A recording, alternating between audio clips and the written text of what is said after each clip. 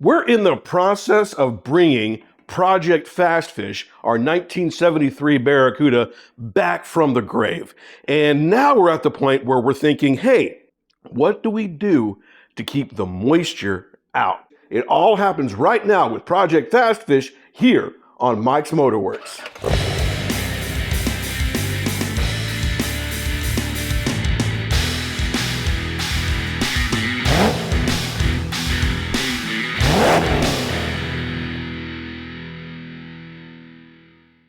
One of the key ideas in keeping moisture out from your sheet metal is to encapsulate it. And that's exactly what you see me prepping for right now. My objective here is to encapsulate the metal in epoxy primer.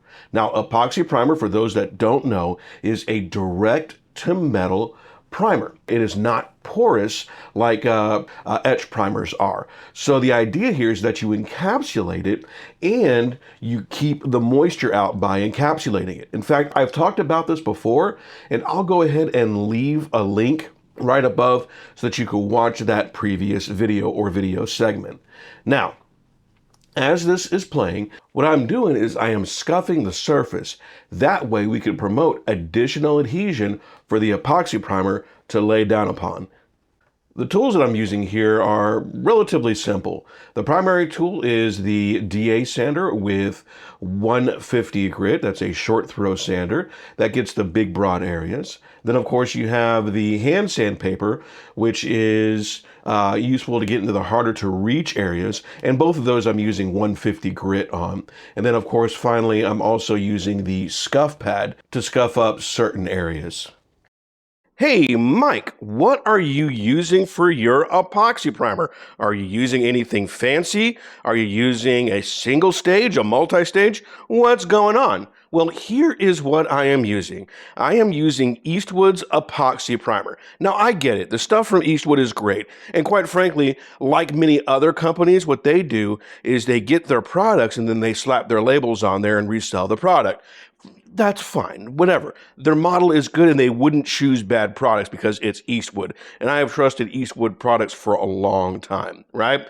So this is an epoxy primer, direct to metal, low VOC. It comes in part A, part B, okay? And of course, part A is the epoxy primer itself, and then part B over here is the activator. Now, I did make a mistake in the past. Make sure that you shake the can if it's your first time using it, or if you haven't used it in, say, a few weeks, you give it a good stir. But if it's been sitting on the shelf and you've just received it, give it ye old shake. I'm not talking the handshake. I'm talking the full out, go to your paint store and see if they can give the old shake for you if you don't have your own pneumatic shaker. I happen to have a pneumatic shaker here that I picked up off of Amazon for pretty cheap, and you can find your own there as well. I'll go ahead and leave a link for everything that I have here down below in the description. Now, when it comes time to use this, all right, I'm going to use a standard paint mixer here, right? And the paint mixer is set up where it's pretty easy to understand. Over here, you have your ounces, you have your milliliters and such, right? And all we're using for this is a 1-to-1. Now on the side here, you get like 1-to-1, 10%, 15%, so on and so forth. And of course, 2-to-1, 8-to-1, 4-to-1, 5-to-1, 6-to-1, 8-to-1, blah, blah, blah, all right? When you get your own, you can kind of see that for yourself, right? But all we're doing here is we're mixing basically 1-to-1. So if I were to fill this all the way up to like say 4, so number 4 here, which represents about 8 ounces, all right? If I'm doing a 1-to-1, I'm going to fill it here with part A, and then part B, I'm going to go all the way up to here. Or in my case, I'll just like to do it because it's a little bit thinner. I like to do my part B, then my part A. So if I'm going to 4, I'm going to 4. If I'm only going to 3, then I'm only going to 3. And the cool thing is that if you're using any kind of thinning agent because it's too cold, we definitely don't have to worry about that here in Florida, then there's also a 10%. They recommend that you can go ahead and thin these out with the thinner by about 10%. In fact, you can even use the xylene if you want to, or you could buy the thinner directly from them. So there you go.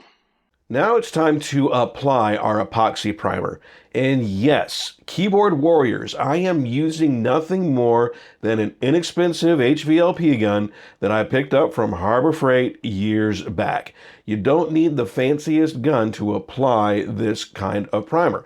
You just need to make sure that your pressures are set right and that the gun is set correctly and that your mixture is correct. Now, as I said before earlier, make sure that your actual epoxy is stirred appropriately, because you'll have just a glossier mess than what you thought, and you won't be correctly bonded on the metal itself, okay? And it won't have the proper chemical components.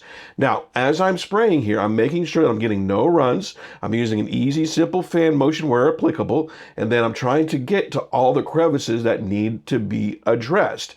And this can be a little bit of a daunting process, so having it on the rotisserie is definitely helpful when doing this. And of course, as is important, you want to give it plenty of time to cure, about 24 hours. In fact, you have a recoat window of about 72 hours with this stuff.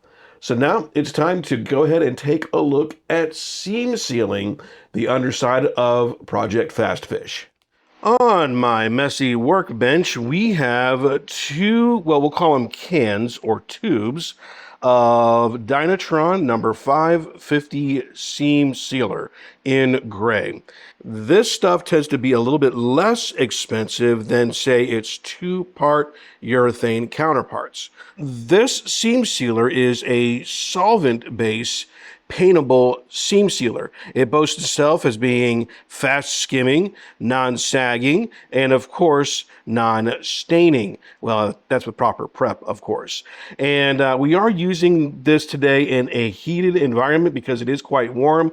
The ambient air temperature today in my area is about 96 degrees, which makes it about 100 degrees here in the shop. So yeah, that's a lot of heat. This stuff doesn't like the heat because it sets up real fast, so you got to work with it quickly.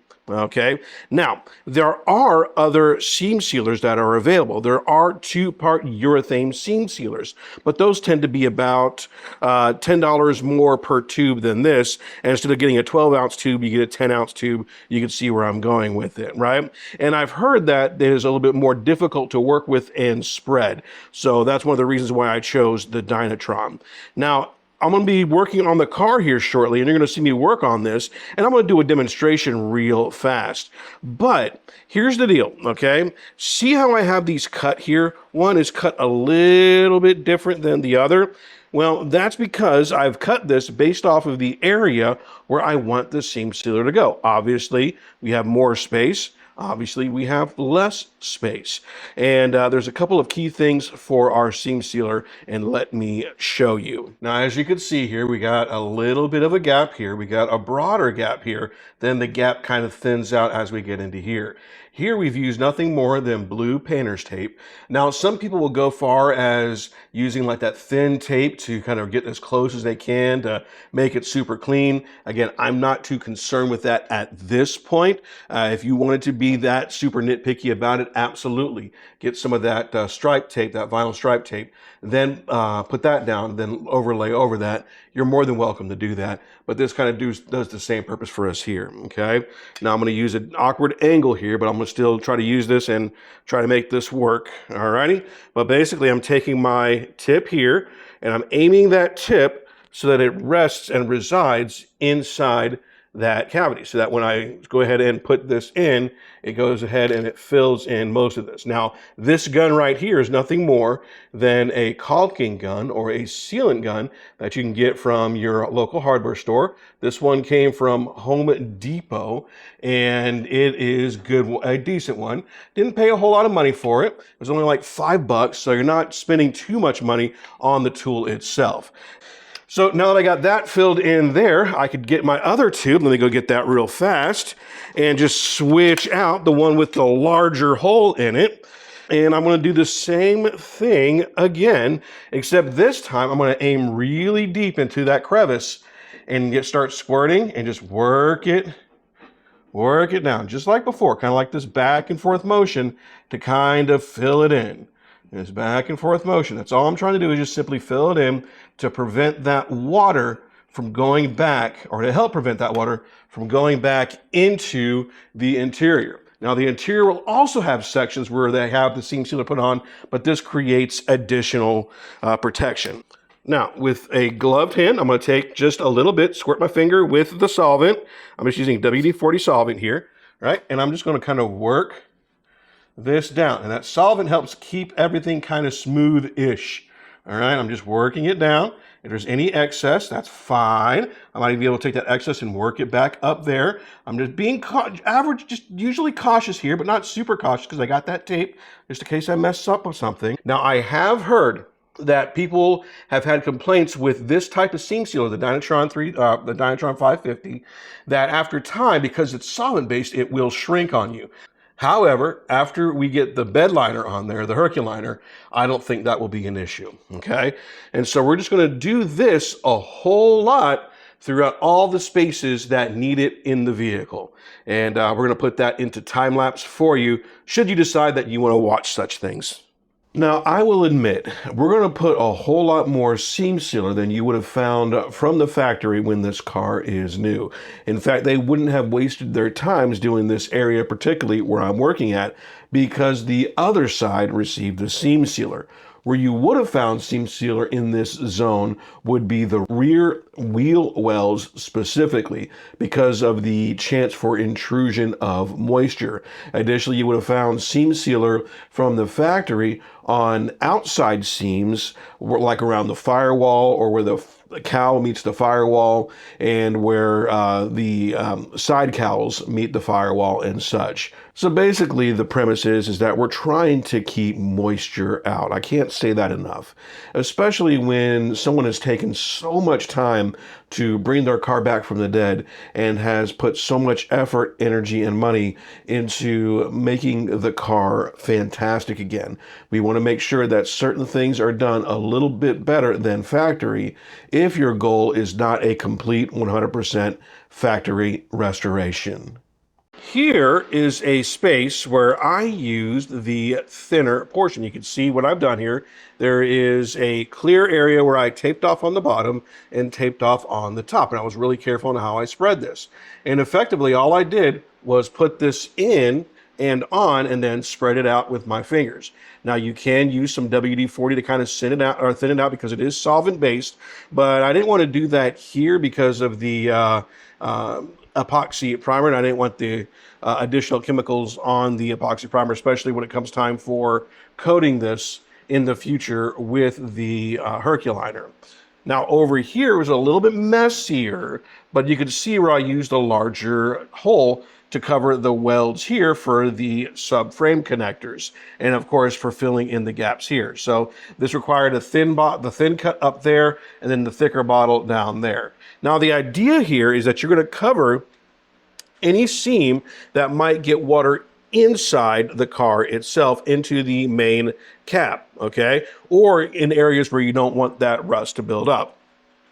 So up here, we had a lot of prep up there in this area on this runner here. And if you remember right, I had the epoxy primer inside the cross member here, but on this area I used the weld through primer. And so I didn't want water intruding there, so I went ahead and just made a seal there. You get the idea. Now I get it, someone's gonna come through this little hole right there, and I get it. And there's gonna be parts where the water will intrude. Once we get the undercoating on here, the Herculiner, it'll look really nice and clean. And I'll probably go ahead and, because this is paintable, hit this one more time with epoxy primer after it cures. So as I'm doing some touch up, I'll go ahead and touch this up again before I put on the Herculiner.